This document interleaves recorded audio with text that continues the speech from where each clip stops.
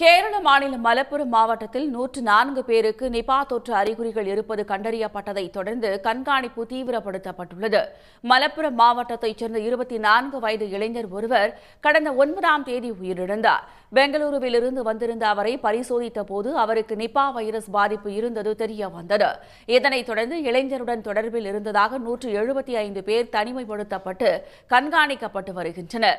இவர்களில் 104 பேருக்கு தொற்று இருக்கலாம் என்று சந்தேகிக்கும் அளவுக்கு ஆபத்தான பட்டியலில் அவர்கள் உள்ளதாக மாநில சுகாதாரத்துறை அமைச்சர் வீணா ஜார்ஜ் தெரிவித்துள்ளார். இவர்களில் 74 பேர் மருத்துவ பணியாளர்கள் ஆவர். 49 பேருக்கு நிபா தொற்றுக்கான லேசான அறிகுறிகள் உள்ளதாக வீணா ஜார்ஜ் கூறியுள்ளார்.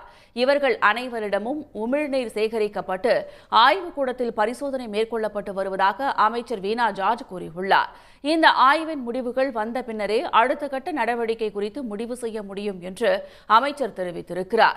மறுபுறத்தில் மலப்புரம் மாவட்டத்தில் நிபா வைரஸ் தடுப்புக்கான கட்டுப்பாட்டு அறை அமைக்கப்பட்டுள்ளது. அவசரகால எண்களும் அறிவிக்கப்பட்டுள்ளன. உடனுக்குடன் செய்திகளை தெரிந்து கொள்ள சன் நியூஸ் பெல் ஐகானை கிளிக் பண்ணுங்க.